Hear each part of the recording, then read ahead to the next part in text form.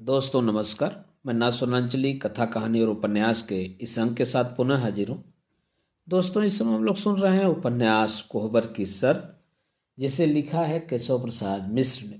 दोस्तों मैं इस उपन्यास के खंड 1 के 11 भागों का वाचन अपने वाचन क्रम के पिछले अंक में कर चुका हूँ। अब आइए सुनते हैं उपन्यास कोहबर के शर्त के प्रथम खंड के 12वें भाग का वाचन मेरे अर्थात ना सोनांचली के स्वर में। अचलगढ़ और बलिहार के बीच ताल में एक 20 बीघे का खेत था, बेहद उपजाऊ। खेत बलिहार की सीमा से लगा हुआ था। पूरी सरेह डुमरांव के महाराज की थी। वर्षों पहले डुमरांव के महाराज ने इस खेत को बलिहार वालों को बिना लगान दे दिया था। बलिहार के लोग गांव के बच्चों के स्कूल का खर्च, पश्चिम की बारी वाले मंदिर में ठाकुर जी की पूजा इत्यादि के लिए एक पुजारी का खर्च तथा गांव की अनाथ बेवा औरतों की मदद या उनकी बेटियों के ब्याह आदि का खर्च इसी खेत की आमदनी से चलाते थे। पुश्त दर पुश्त से यह खेत बलिहार के कब्जे में चला आता था। इसकी आमदनी का हिसाब किताब तथा खेत की देखरेख 3-3 वर्षों के लिए गांव के किसी व्यक्ति को सौंप दी जाती थी। पिछले 3 वर्षों के कर्ता थे सुमेसर मिसिर। इन्हीं दिनों डुमरांव के महाराजा की हालत बिगड़ने लगी और उन्होंने अचलगढ़ के एक जमींदार से रुपया लेकर इस खेत का पट्टा लिख दिया। पट्टा तो लिख दिया किंतु खेत बलिहार की ही जोत में रहा। अचलगढ़ के जमींदार ने खेत जोतते समय बलिहार वालों को रोक लिया, किंतु बलिहार के सारे गांव के सामने अकेले जमींदार की न चल सकी। अंत में उसने अदालत में मुकदमा कर दिया। सुमेसर मिसिर थे जीभ के बिगड़े, आमदनी खा जाते, मुकदमा की पैरवी ठीक से न हो पाती। मुकदमा बिगड़ गया। 3 वर्षों तक किसी तरह खींचने के बाद बलिहार मुकदमा हार गया। अब आगे क्या होना चाहिए, इसी पर विचार करने के लिए गांव का बटोर हुआ। भनक मिली थी कि आषाढ़ में अचलगढ़ वाला जमींदार खेत पर हल चढ़ाएगा। इस बीच अपील हो जानी चाहिए, नहीं तो मामला बिगड़ जाएगा। बिटोर में बूढ़े अधेड़ जवान सभी जुटे। सुमेसर मिश्र के पिछले 3 सालों के खेत की आमदनी मांगी गई तो बताया कि आमदनी वाली बही कहीं खो गई है। बड़ी खलबली मची। लोग सुमेसर मिश्र के खिलाफ बोलने लगे। लगा झगड़ा बढ़ेगा। काका इसी समय खड़े हो बोले, बही मांगने से अब क्या होगा? ऐसे आदमी को यह काम सौंपना ही बड़ी भारी भूल थी। अब जो हुआ सो हुआ। हुआ सो हुआ कैसे? अपील का खर्च कौन देगा? खेत की आमदनी से मिलने के बाद जो कमी होगी उसके लिए चंदा लगा दिया जाए। खेत की आमदनी से मिलने के बाद जो कमी होगी उसके लिए चंदा लगा दिया जाए। लोग किसी तरह चुप हुए, लेकिन बाद में कुछ लोग बोले, अगर अचलगढ़ वाला खेत पर कब्जा करने आया तब मौके से अपील हो जाएगी तो वह नहीं आएगा। काका बोले, और आ ही गया तब देखा जाएगा। अभी तो जो आगे है उसका निपटारा होना चाहिए। बिटोर में आए हुए लोग इसी बात पर एक राय हो उठ गए। काका अपने खंड की ओर लौट गए। दोस्तों अभी आप सुन रहे थे उपन्यास कोहबर की शर्त के खंड 1 के भाग 12 का वाचन। दोस्तों अब लीजिए सुनिए उपन्यास कोहबर की शर्त के पहले खंड के भाग 13 का वाचन मेरे अर्थात ना सोनांचली के स्वर में। यह बिहंसी जाने कैसे पड़ोस के मीनापुर से यहाँ चली आई थी, तब जब काका वो जीवित थी। खा पीकर दरवाजे के आगे धूप में पीठ सेक रही थी। 6 महीनों की गर्भवती बिहंसी पास आंचल फैला रोने लगी थी। पास बिठा काका वो गांव घर जात और रोने का कारण पूछ गई। रोती हुई 35 साल की बिहंसी ने बताया था कि 2 जवान बेटे हैं, सभी ने घर से निकाल दिया। आदमी को मरे 2 वर्ष हो गए और बिहंसी ने काका बो के पैरों पर सिर टेक कर अपना फूला हुआ पेट दिखा रहने की शरण मांगी। काका बो पिघल गई। जाति की कुर्मी उस बिहंसी को अपने घर में शरण दे दी। गोईठा वाला कोने का घर खाली करके एक बसखट दे दी। बिहंसी रोज काका बो के चरण धो धोकर पीने लगी। कुटौनी पिसौनी से खाने भर को मिल जाता। कमी काका बो पूरी कर देती। काका बो की दया और उपकार से बिहंसी इसी गांव में बस गई। 2-3 महीनों के बाद बिहंसी को एक लड़का हुआ। काका बो ने अपनी पतोहू की तरह बिहंसी की सेवा की थी, किंतु हफ्ते भर बाद नवजात मर गया। काका बो तो दुखी हुई, किंतु बिहंसी को खुशी हुई, झंझट से फुर्सत मिली। उसके बाद बिहंसी ने अपने घर को लीप पोत कर संवार दिया। गांव घर के लोगों के काम मेहनत से करने लगी। लोगों के बेटे बेटियों की ससुराल तीज त्योहार पर करनी लेकर जाने लगी। ईमानदारी इतनी थी कि गांव भर के लोग बिहंसी को खोजते, जिससे लगभग साल भर वह इसी काम में व्यस्त रहती। देखते देखते बिहंसी ने 4 पैसे जुटा लिए। कपड़े लत्ते बर्तन इत्यादि से पूरी तरह वह बस गई। बिहंसी बलिहार की हो गई, काका बो की चेरी। गांव में ब्याह शादी पड़ती तो बिहंसी तन मन से जुट जाती थी। भैंस से रहित बिहंसी काम पड़ने पर आधी रात को भी एक गांव से दूसरे गांव चली जाती। तब जांगर में जोर था। 10-12 बरस बाद देह थकने लगी थी। लड़के भी उसे बार बार बुलाने आए थे, लेकिन बिहंसी नहीं गई। बेटों से कह दिया, जहाँ की माटी ने दुख में शरण दी, वहीं की माटी से उसकी अर्थी उठेगी। फिर भी बिहंसी शादी ब्याह के कामों में बड़ी रुचि लेती थी। लड़के की बारात जाने पर रात को डोमकच मतलब रत जगह में वह विशेष काम करती थी। बगल के तिवारी के बेटे की बारात गई थी। कृष्ण पक्ष के द्वादशी की रात। रात को जेठ की हल्की हल्की पुरवा बह रही थी। सारे गांव में सन्नाटा। अगल बगल के सयानी लड़कियां और बहुएं तिवारी के घर में जुट गई थीं। बिहंसी की खोज हुई। बुलाहट आई तो बिहंसी ने कहा कि बिना गुंजा के वह नहीं जाएगी। लड़कियों ने गुंजा को ले जाने के लिए रूपा से मिन्नतें की। तब गुंजा के साथ बिहंसी डोमकच में पहुंची।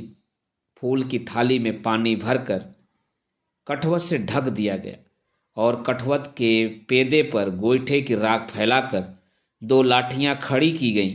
ऊपर के सिरों पर 2 लड़कियों ने पकड़ा। पेदे पर लाठियों के हुर्रे धरती पर बैठकर गुंजा अंदाज से रगड़ने लगी। बड़ी ही पैनी पर मधुर आवाज घर आंगन में फैल गई। गुंजा के कंठ से गीत फूटा। मोर पिछुअरवा बहुरिया का फिड़वा, बिन पुरवा के गहराई। कठोते के स्वर और गुंजा की लय पर ढोलक की ताल से निकली बिहंसी आंगन में नाचने लगी। डोमकच में बिहंसी का नाच मशहूर था। औरतों से खचाखच भरे हुए आंगन में घंटे भर तक बिहंसी नाचती रही और गुंजा एक के बाद एक गीतों के बोल कढ़ाती रही। घंटे भर नाचने के बाद वहां थक कर बैठ गई। आधा घंटा सुस्ताने के बाद उसने अपना वेश बदला। गांव के चौकीदार का खाकी कोट पहन, सिर पर लाल पगड़ी बांध ली। मर्दों की तरह धोती पहन, हाथ में लाठी लेकर 2-1 लड़कियों को भी मर्दों की पोशाक पहना घर के बाहर निकली। पास में घर था जालिम अहीर का। जालिम तो बारात में गया था, लेकिन उसका बूढ़ा बाप अपने द्वार पर सो रहा था। जालिम चोर था। गांव के बरमेश्वर पांडे का बैल हफ्ते भर पहले चोरी हो चला था। बिहंसी चौकीदार के वेश में जालिम के द्वार पर पहुंची। जाते ही उसके बाप की खटिया के पाए को खटखट लाठी से 2 बार ठोक कर मोटी आवाज में पुकारा, जालिम। कौन है?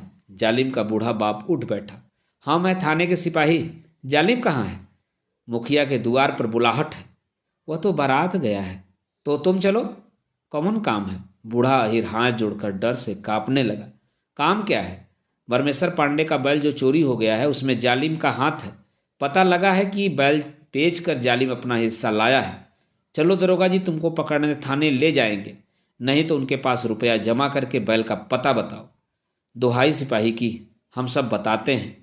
बताओ, किस गांव में किसके हाथ बैल बिका है? बिहंसी ने कड़क कर पूछा। पिरौटा के खिलावन अहीर के हाथ 200 रुपये में। जालिम का बाप कांपते हुए दोनों हाथ जोड़कर बोला, अच्छा अच्छा, अब तुम सूत रहो, हम दरोगा जी से जाके कह देंगे। और बिहंसी लाठी पटकती हुई आगे बढ़ गई। पास में छिपी हुई लड़कियां मुंह में कपड़ा ठूस कर हंसती रहीं। घर पर थे सुमेसर मिसिर। बारात नहीं गए थे और बाहर द्वार पर सोते हुए खर खर नाक बजा रहे थे। पहुंचकर उनकी बसखड़ पर बिहंसी ने खट खट 2 बार लाठी पटक कर आवाज लगाई, सुमेसर मिसिर। सुमेसर मिसिर हड़बड़ा कर उठ बैठे। कौन है? चलो मुखिया के द्वार पर, थाने से दरोगा जी आए हैं, बुलाहट है, हम थाने के सिपाही हैं। सुमेसर मिसिर को रात में कुछ कम दिखाई पड़ता था। घूर कर ताकने की कोशिश करते हुए घबराई आवाज में बोले, कौन काम है? काम क्या है? गांव भर से दरख्वास्त पड़ी है कि 5 बीघवा की सारी आमदनी खा गए और हिसाब की बही भी नहीं दिखाते हो। सुमेसर मिश्र की बाई गुम चुपचाप सोचने लगे तो बिहंसी ने फिर टोका, चलते हो कि नहीं? कहाँ चले? बही मिल गई है। मिल गई तो लेके चलो दरोगा के पास, नहीं तो हमको दे दो।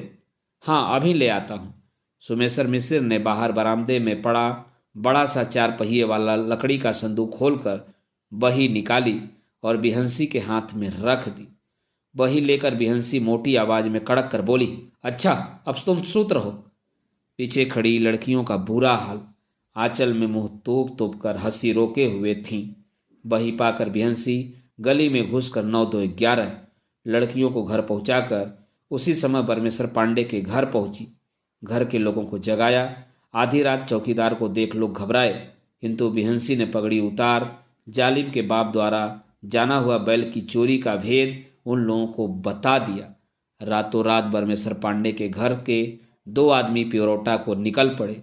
एक आदमी थाने गया, बैल पकड़ा गया, बाद में जालिम बारात में ही पकड़ लिया गया। गांव में सनसनी की तरह बात फैली। संग में सुमेसर मिश्र द्वारा बही दे दिए जाने की घटना पर लोगों को विश्वास नहीं हुआ, लेकिन हिसाब लगाने पर पता चला कि 1,000 रुपये सुमेसर मिश्र खा गए थे। दोस्तों, अभी आप सुन रहे थे उपन्यास कोहबर की शर्त के खंड 1 के भाग 13 का वाचन। दोस्तों, अब लीजिए सुनिए उपन्यास कोहबर की शर्त के प्रथम खंड के 14वें भाग का वाचन मेरे अर्थात ना सोनांचली के स्वर में। 3-4 महीनों के भीतर गुंजा ने घर आंगन को अपने स्नेह के सम्मोहन में बांध लिया। आदमी से लेकर जानवरों तक की चिंता, सूप, गगरे, बाल्टी, डोर, चूल्हे जाते से लगाव गुंजा बलिहार के मुंह में बंध गई। इन 4 महीनों में रूपा ने घर का सारा बोझ गुंजा पर छोड़ दिया और गुंजा ने उसे सिर माथे पर ओढ़ लिया। बैसाख के अंत में एक बार वैद्य जी आए थे और गुंजा की माँ की तबीयत कुछ खराब होने के कारण रूपा ने गुंजा को कुछ दिनों के लिए चौबे छपरा भेज दिया था। 10-15 दिनों के बाद वैद्य जी आप ही पहुंचा गए थे, किंतु इन 15 दिनों के भीतर ही रूपा की जो दुर्गति हुई उसे वही जानती थी। एक तो देह भारी, फिर महीनों से गृहस्थी के भार से अलग रूपा को रसोई बनाने में बेहद परेशानी हुई। और जब गुंजा आई तो रूपा बोली, जब तू चली जाएगी तब इस घर का क्या होगा? होगा क्या? तेरा घर तू संभालेगी।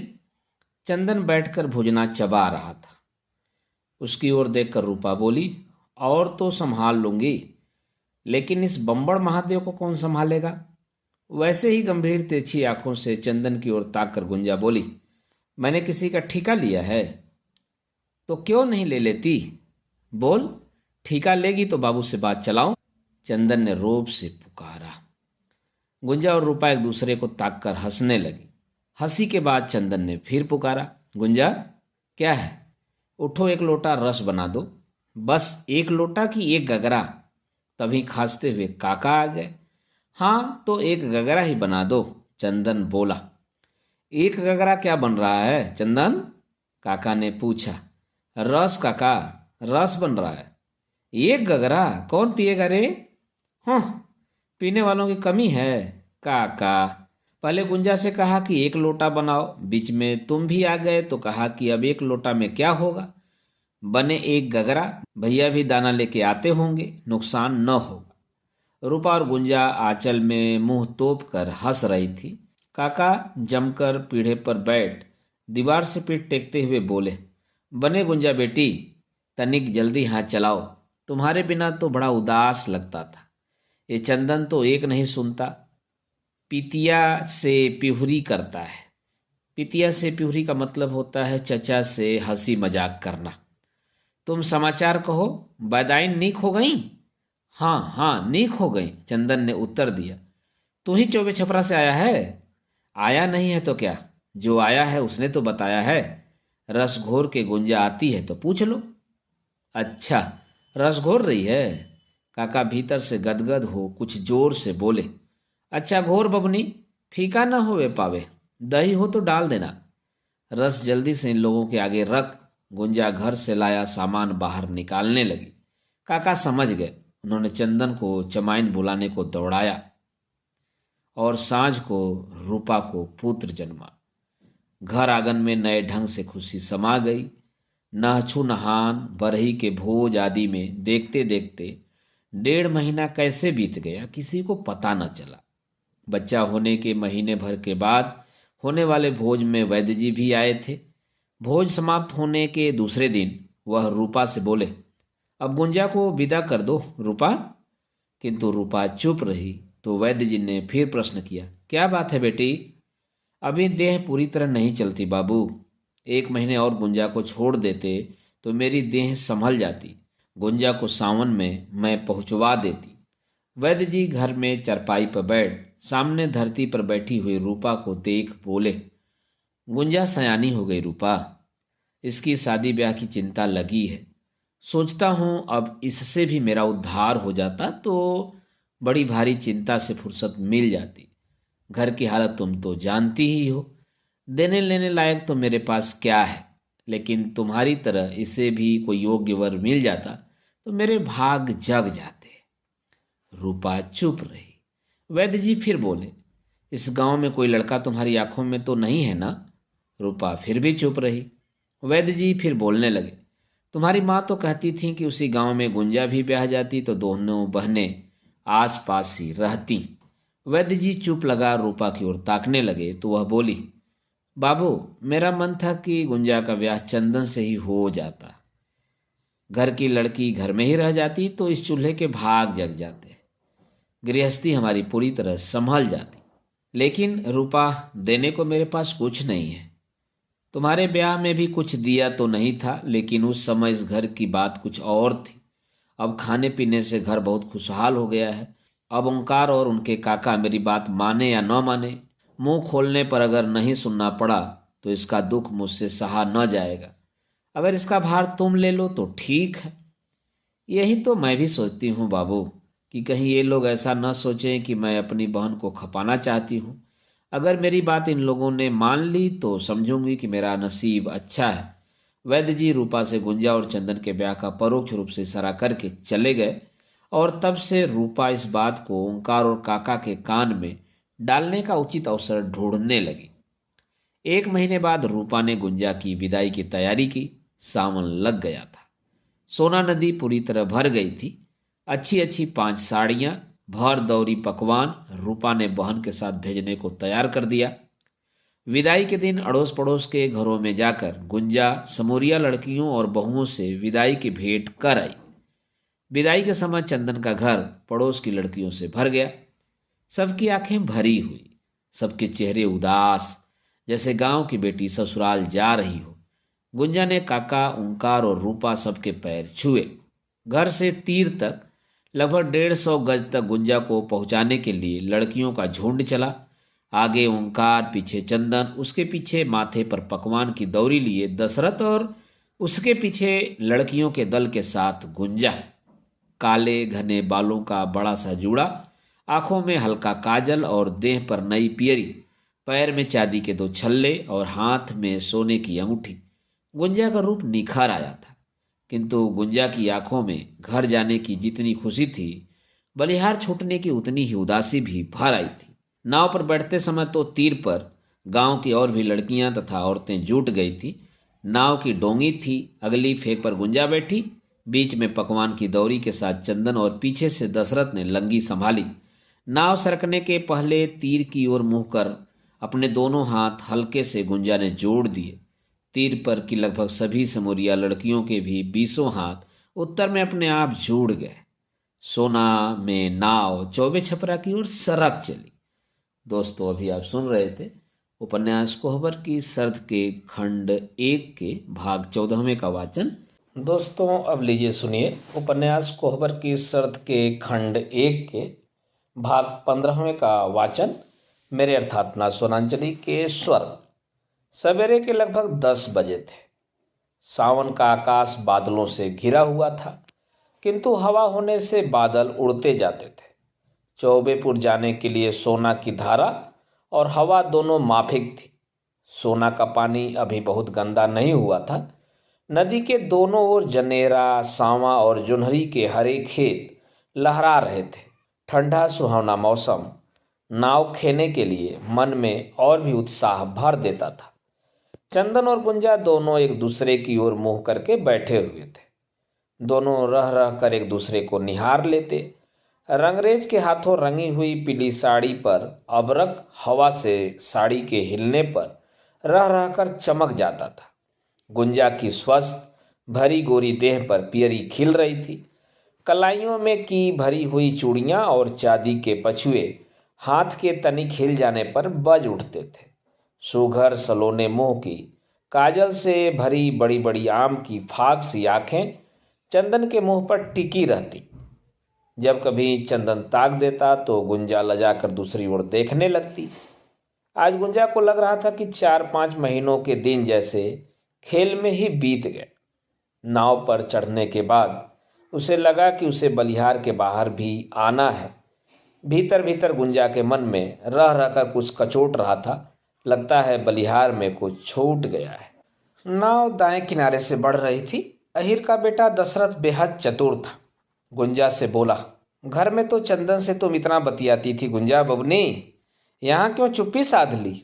गुंजा मुस्कुरा पड़ी तो दशरथ फिर बोला, हमारा वश चलता तो वैद्य जी से कहते कि छोटी बेटी को भी इसी घर में डाल दो।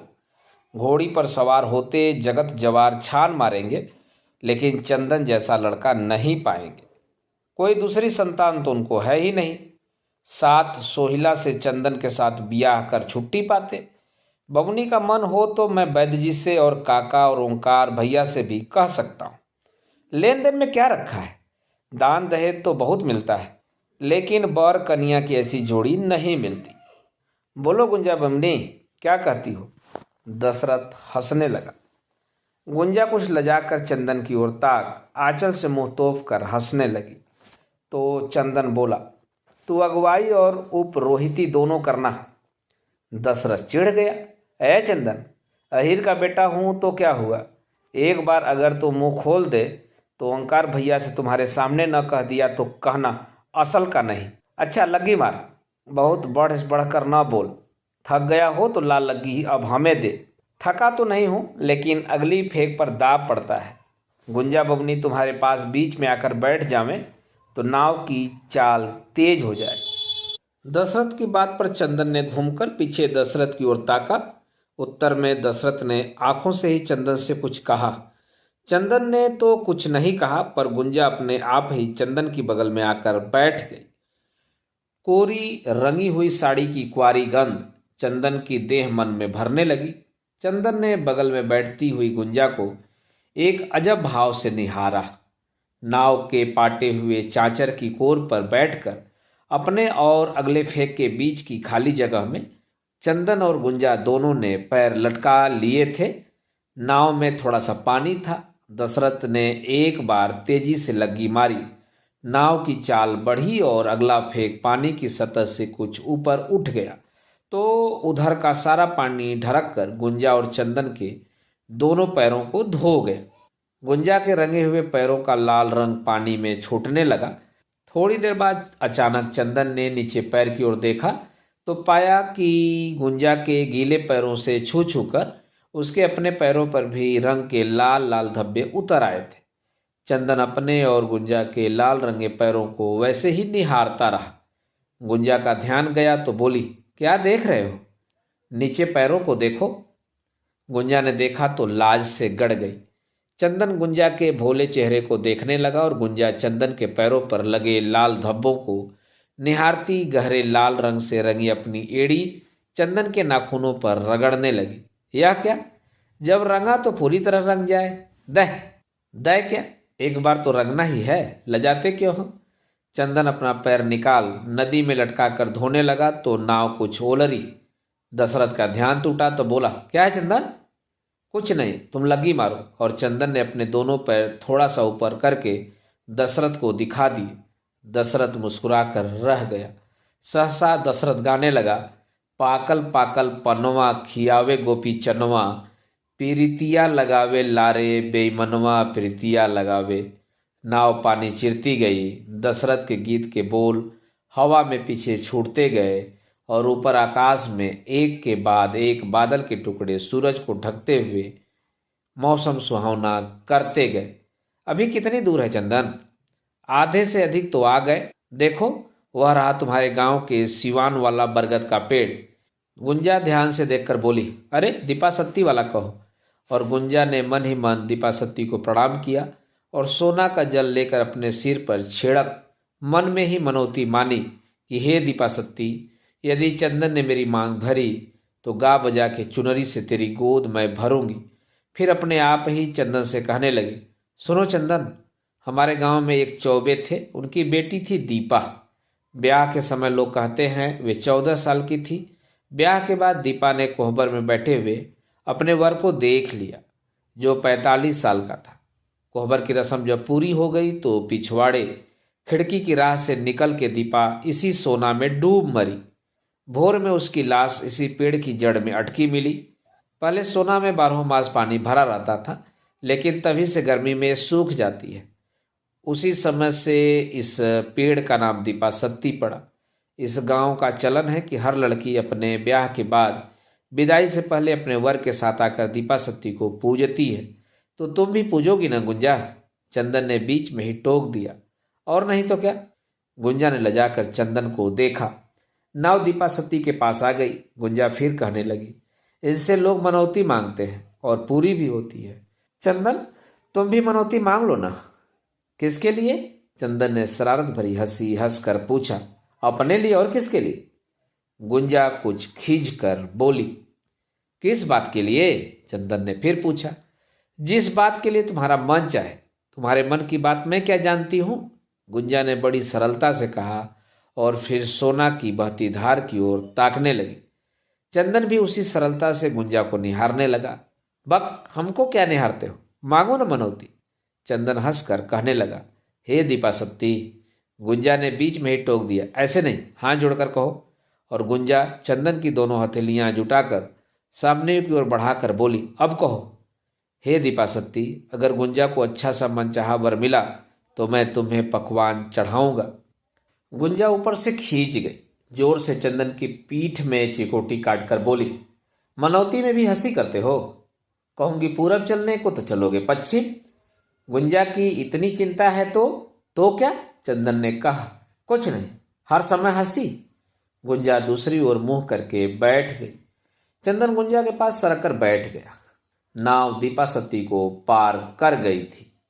हमारे पास बैठना अच्छा नहीं लगता? गुंजा ने चंदन से धीरे से पूछा। जाने वाले के पास अंतिम समय में घड़ी भर बैठ लेने से कौन सा सुख मिलेगा गुंजा? अब जब बाकी दिन अकेले ही काटने हैं तो घड़ी भर का यह संग साथ और भी कचोटता रहेगा। इतने दिनों के बीच गुंजा से चंदन ने इतना खुलकर कभी नहीं बोला था। गुंजा ने दूसरी ओर आंखें फेर ली। फिर सोना के जल में टप टप आंसू गिरने लगे। दोस्तों, अभी आप सुन रहे थे उपन्यास कोहबर की शर्त के खंड 1 के 15वें भाग का वाचन मेरे अर्थात ना सोनांचली के स्वर में। केशव प्रसाद मिश्र द्वारा लिखे गए उपन्यास कोहबर की शर्त का प्रथम खंड समाप्त हुआ। अगले खंड को आप अगले वाचन क्रम में सुन सकते हैं। धन्यवाद।